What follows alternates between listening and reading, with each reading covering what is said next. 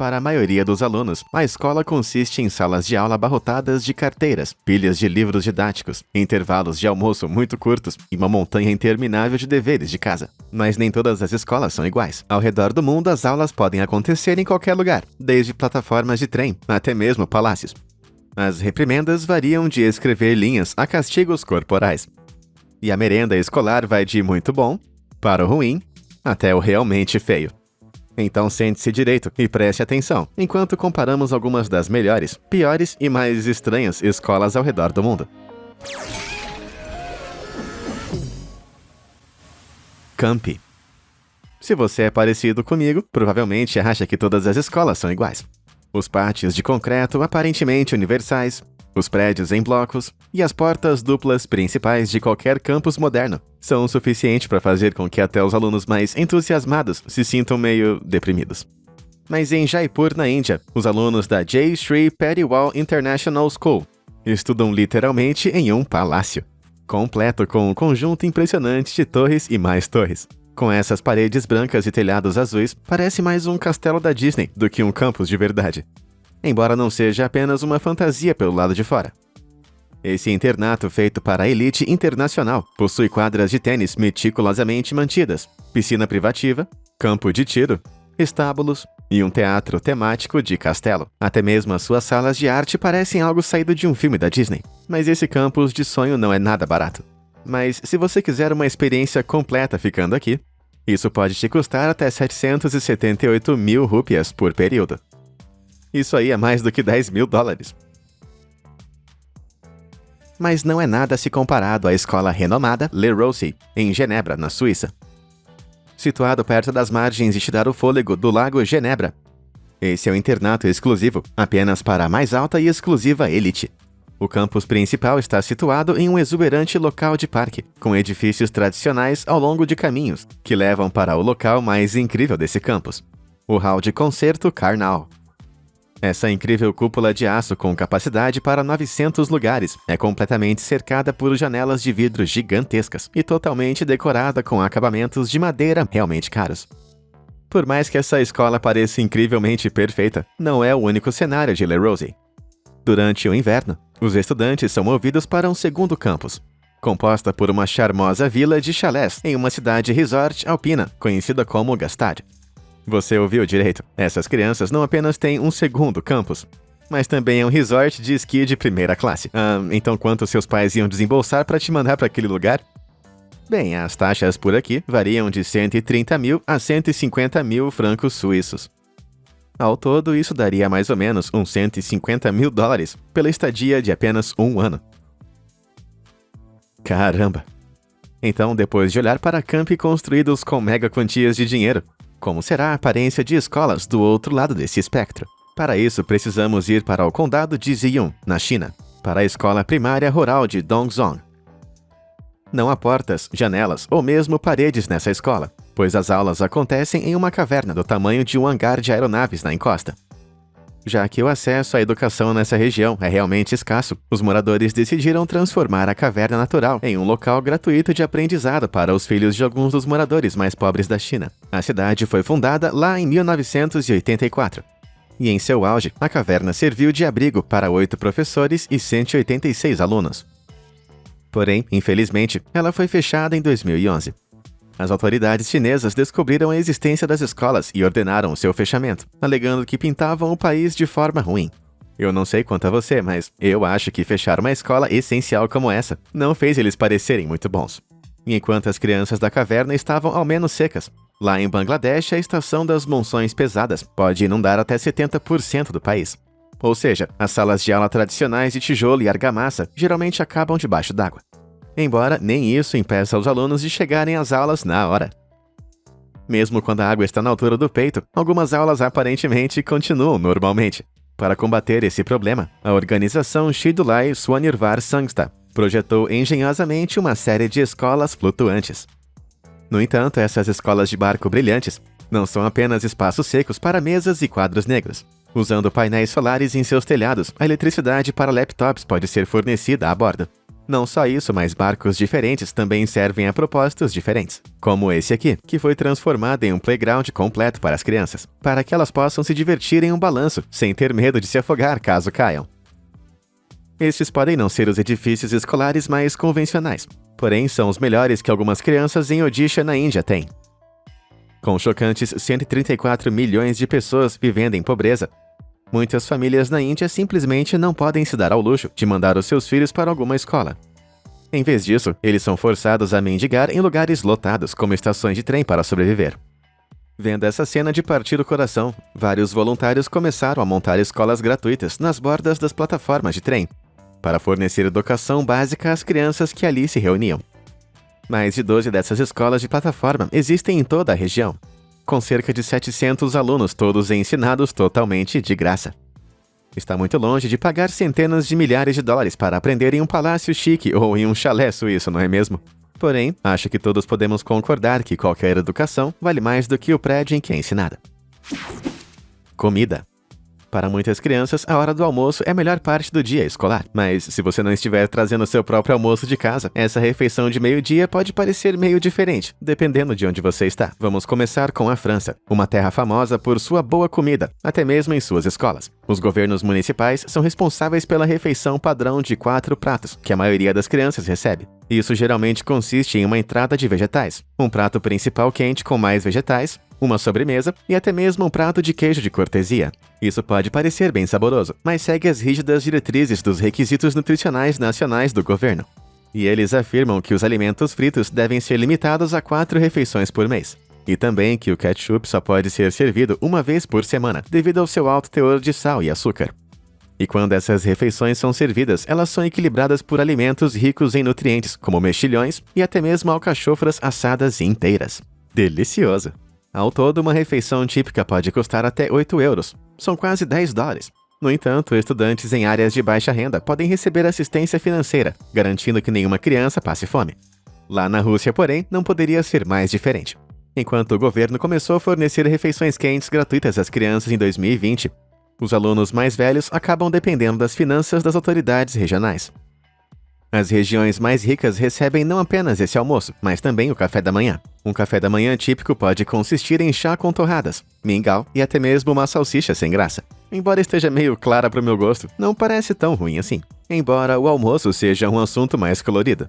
Geralmente algum tipo de peixe ou carne vai ser servido com borscht, que é um tipo de sopa de beterraba, um suco açucarado, um carboidrato amiláceo como batatas e pão. Parece simples e nutritivo, mas apenas se você puder pagar. Em 2019, quando o governo infelizmente não oferecia nenhum tipo de merenda escolar gratuita, as famílias mais pobres lutavam para fornecer os 50 rublos, que era apenas 75 centavos de dólar, até mesmo para um almoço simples. Isso ficou tão ruim que algumas crianças estavam desmaiando nas aulas de tanta fome que passavam. Mas não muito longe, na Coreia do Sul, a fome definitivamente não está no cardápio. Muitos alunos mais velhos frequentam academias particulares ou aulas noturnas à noite, o que significa que podem estar na escola das 8 da manhã até as 11 da noite todos os dias. Então, muitas vezes, eles recebem almoço e jantar fornecidos pelo refeitório da escola. O almoço é geralmente um alimento básico coreano de arroz, sopas saudáveis, carne ou peixe rico em proteínas, macarrão e frutas. O jantar é um caso bem semelhante, com guloseimas fritas ocasionais, como nuggets de frango, tempurá e sanduíches de ovos grelhados. Se a minha escola oferecesse jantares tão bons quanto esse, até eu teria sido convencido a estudar até tarde da noite. Mas quanto isso realmente custa? Bem, na região da capital chamada Seoul, isso não custa absolutamente nada. Ao investir uma quantia absurda de 615 milhões de dólares na seção de educação todos os anos, Seoul planejava tornar todas as suas refeições escolares públicas e privadas gratuitas em 2021. Embora todas as refeições que vimos até agora pareçam bem saborosas em sua maneira, o que algumas escolas nos Estados Unidos trazem para a mesa vai fazer você ficar sem fome. O Programa Nacional de Almoço Escolar do país ajuda a subsidiar e financiar refeições para mais de 31 milhões de crianças, fornecendo cerca de $1,30 por criança. No entanto, ainda há uma forte dependência de alimentos processados baratos e ricos em calorias para manter os custos bem abaixo. E embora essa dependência varie bastante de estado para estado, o cardápio dessas refeições nutricionalmente equilibradas não variam. Pizza e milho são uma combinação bastante comum encontrada em cafeterias de costa a costa. enquanto alguns parecem que até podem ser saborosos, nem sempre parecem tão bons assim. Quer dizer, a pizza dessa escola parece que foi armazenada em cima do freezer, ao invés de dentro dele. Cachorro-quente barato e batatinhas fritas são outra combinação clássica encontrada em muitas escolas. Embora o único toque saudável de verde nessas bandejas venha daquele cacho solitário de alface, ou aqueles picles super finos que estão no canto. Mas se você não está com fome de comida processada em cima de mais comida processada, então eu ficaria bem longe dos nachos. Quando eles não são uma mistura pegajosa de cinza e amarelo, eles estão nadando em queijo suficiente para bloquear as suas artérias. E por falar em queijo, mas alguém pediu um mac and cheese? Desculpa, eu quis dizer macarrão tipo penne, com cobertura de queijo em fatias. Mas sempre pode ser pior, como essa refeição misteriosa, que parece ser um pequeno pãozinho, e isso aqui é um pedaço... É um pedaço de carne? Ou um queijo? Eu não faço ideia. Talvez seja uma lasanha, feita por alguém que nunca tenha visto uma lasanha antes. Ou talvez seja um hambúrguer que decidiu se rebelar. O que você acha que pode ser? Diz aí nos comentários. Porém, nem todas as escolas americanas fazem refeições misteriosas de aparência tão malévola. Nas escolas públicas do condado de Savannah Catton, na Geórgia, eles servem essas bandejas saborosas com a ajuda de uma organização nutricional local. Além de trazer chefes de verdade para as escolas, os alunos podem comer refeições feitas com ingredientes cultivados localmente. Porém, em um dia mais normal, ainda há muitas opções verdes saudáveis para escolher. A partir de apenas $3 por refeição, além de fornecer um café da manhã gratuito para todos os alunos, esses menus são saudáveis e acessíveis. E para isso eu daria uma nota 10. Mas nenhum desses almoços escolares horríveis pode se comparar ao que a República Democrática do Congo está servindo na escola americana de Kinshasa. Essas não são batatinhas fritas que você está olhando. Elas são lagartas. Por mais nojento que isso pareça, insetos como esses fornecem uma fonte comum e barata de proteína em toda a África. Ou seja, provavelmente há mais nutrientes nisso do que na maioria das bandejas nos Estados Unidos. Então, dito isso, o que você prefere colocar na boca? As lagartas do Congo ou a refeição misteriosa americana? Para as lagartas, aperte o botão de curtir. E para aquele enigma com um pãozinho, se inscreva no canal. Mas se você for como eu e não sabe qual deles é pior, aperte os dois botões. Beleza, onde eu estava? Uniformes. Nas paredes de uma escola, os uniformes podem fazer com que todos os alunos pareçam iguais, embora, ironicamente, eles não sejam uniformes em todo o mundo. Por exemplo, na Inglaterra, um uniforme básico vê todos os alunos vestidos com cores bem específicas. A maioria das meninas pode optar por usar calças quando está frio e saias ou vestidos quando está quente. Mas nem todas as escolas permitem que os garotos usem shorts no verão. Isso levou os garotos da Academia Isca em Devon a serem criativos durante uma onda de calor particularmente suada. Embora houvesse uma regra contra shorts, não havia nenhuma regra imposta contra saias, então todos eles apareceram nos portões da escola vestindo essas roupas de algodão bem atraentes em protesto. E eles não foram os únicos. Do outro lado do oceano, em Quebec, no Canadá, estudantes do sexo masculino começaram a ir à escola em todos os estilos de saia em 2020. Não porque não podiam usar os shorts, mas porque a maioria das alunas não podiam usar saias em cima de um determinado comprimento, enquanto os garotos podiam subir seus shorts o quanto quisessem. Em solidariedade, estudantes de toda a província aderiram ao movimento contra o duplo padrão. Desde então, mais e mais escolas em todo o mundo começaram a adotar uniformes de gênero neutro, dando a oportunidade para muitos garotos e garotas usarem saias ou calças, independente do seu gênero. Embora nem todas as escolas na Inglaterra tenham uma abordagem tão moderna quanto aos uniformes. Desde que foi estabelecida em 1560, os alunos da Christ Hospital School ostentavam exatamente esse mesmo uniforme há mais de 4 séculos inteiros. Com um casaco esvoaçante parecendo uma capa, os botões prateados brilhantes, um cinto de couro marrom e meias amarelas bem compridas. Essas crianças parecem estar prestes a ir para Hogwarts, e não para a sala de aula. Embora o uniforme do Hospital de Cristo não seja o único que existe há muito tempo. Durante a era soviética, as escolas da URSS exigiam que os garotos usassem ternos escuros com camisas brancas, e que as meninas usassem aventais brancos e meias até o joelho e laço no cabelo. Essas adoráveis roupas foram abolidas em 1994, após a queda do regime soviético, mas ainda hoje desempenham um papel em algumas escolas por aí. No último dia de aula, os alunos mais velhos vão se vestir com os uniformes antigos para comemorar o fim dos estudos.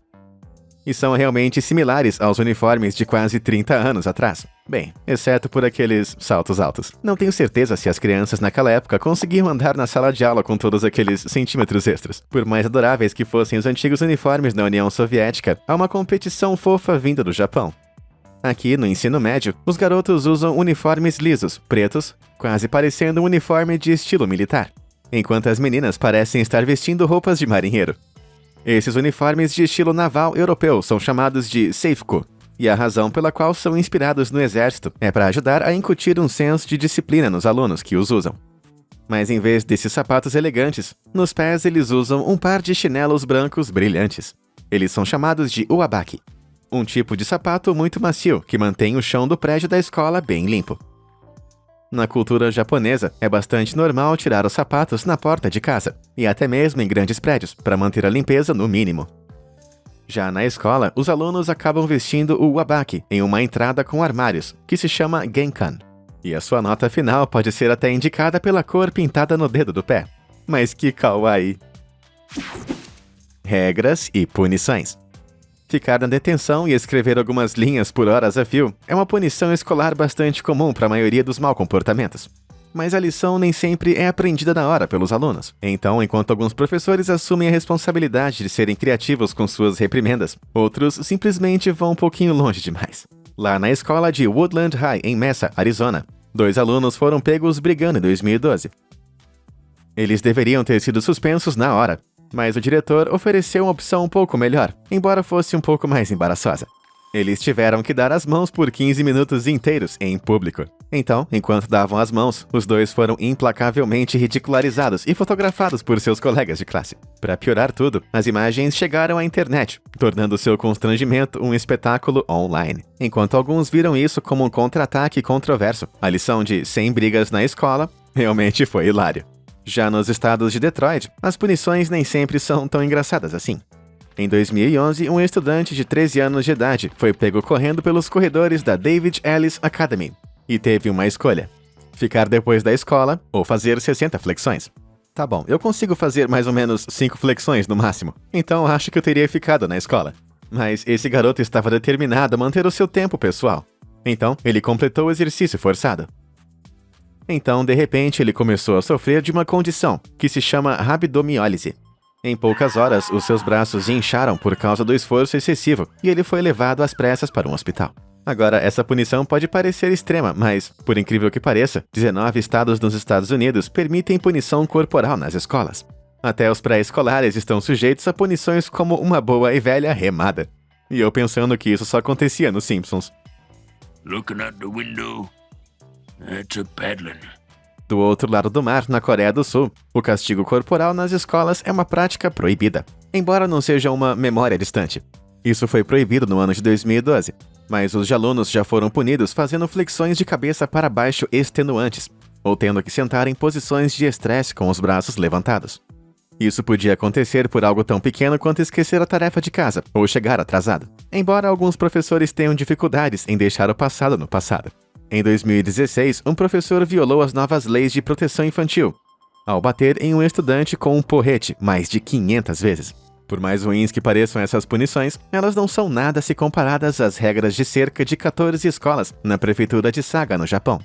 Até 2021, esses alunos da escola pública tinham que aderir a uma política de vestimenta realmente rígida. Até mesmo a cor de sua roupa íntima tinha que ser da cor branca. E como os professores verificavam isso? Ao forçar as alunas a mostrar as suas roupas íntimas, e até mesmo removendo elas se não forem da cor correta. Caramba, só isso já é uma punição em si. E eu pensando que escrever no quadro já era ruim. Horas. Supondo que não fiquem muito tempo em detenção, a qualidade do tempo que as crianças passam atrás de suas mesas também depende de onde elas estão no mundo. Nos Estados Unidos, por exemplo, os dias típicos de ensino médio começam às 8 da manhã e após o intervalo de almoço de 30 a 40 minutos, terminam entre as 15 e as 15h30. Então, umas 7 horas ao todo. O que parece algo bastante longo quando você divide assim. Na China, porém, 7 horas é apenas o começo de um dia normal. A maioria das escolas começa às 7h30 e vai até o início da noite, por volta das 5 horas da tarde. They ask you how you are and you just have to say that you're fine when you're not really fine. Isso inclui uma hora de almoço de 2 horas, mas isso não para por aí. Muitas escolas oferecem aulas noturnas de autoestudo, mantendo as crianças em suas mesas até as 9 horas da noite. E ainda por cima, eles também têm que fazer a lição de casa antes de ir para a cama. Esse dia letivo super longo é impulsionado pela feroz competitividade do país para entrar em boas universidades. Então as crianças são ensinadas a estudar adequadamente desde muito cedo. Tanto que em algumas escolas primárias, as carteiras vêm com barras como essa, para que as crianças não cheguem muito perto do papel e cansem os olhos.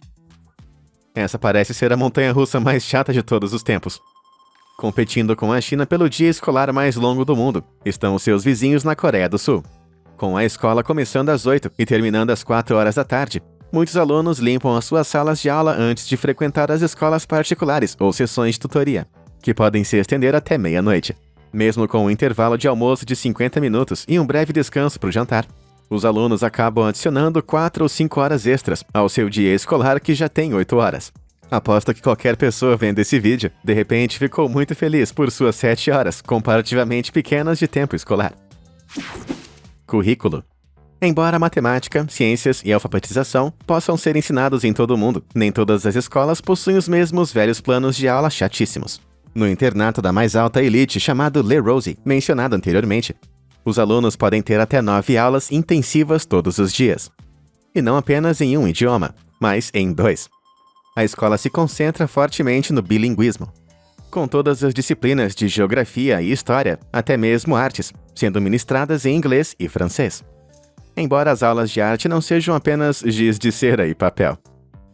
As crianças de Le Rose podem trabalhar com tecidos como seda e porcelana, e podem criar coisas usando impressoras 3D, e aprendem técnicas de modelagem em escala.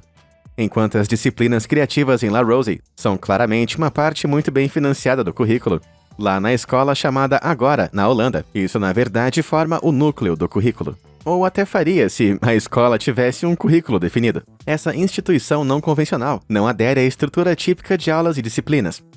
E ao invés disso, incentiva as crianças a explorar qualquer tópico que elas acham muito interessante. E eu quero dizer qualquer tópico. De cavalos mongóis até o espectro patrono de Harry Potter, os alunos desenvolvem projetos nos quais os professores incorporam as principais mecânicas de aprendizado.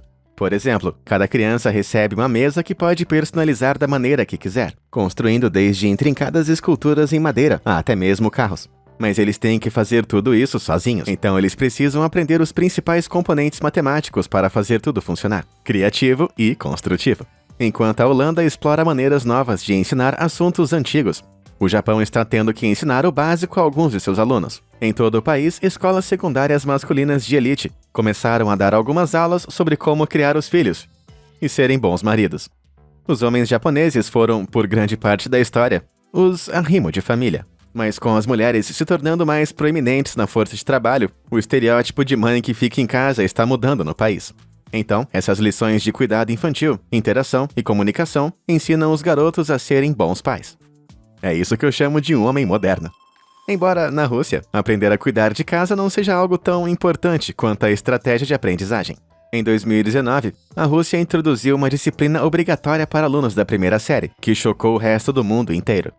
Consegue adivinhar o que era? Codificação? Talvez bear wrestling? Não, na verdade essa matéria era xadrez. De acordo com as novas regras do governo, todos os alunos russos da primeira série foram obrigados a estudar o jogo de estratégia em preto e branco por pelo menos 33 horas na semana. Mesmo que não seja a ideia de um jogo divertido para todos, as crianças que jogam xadrez têm um desempenho acadêmico de quase 40% melhor do que aquelas que não jogam xadrez. Cheque mate. Treinos. Quase todas as escolas fazem exercícios de rotina contra incêndio e evacuação. Mas essas não são as únicas emergências para as quais algumas escolas precisam se preparar. Lá no Japão, aproximadamente 160 terremotos de magnitude 5 ou mais acabam abalando o país todos os anos. Poucos atingem magnitude 6 ou superior, mas quando o fazem, abalam a nação com consequências devastadoras. Grandes edifícios podem desmoronar em questão de momentos, então as crianças na escola são rotineiramente treinadas sobre o que fazer se isso acontecer. Desde muito cedo, as crianças são ensinadas a ficar debaixo da mesa de cabeça para se proteger de qualquer queda e a ficar até lá até que o terremoto passe por completo.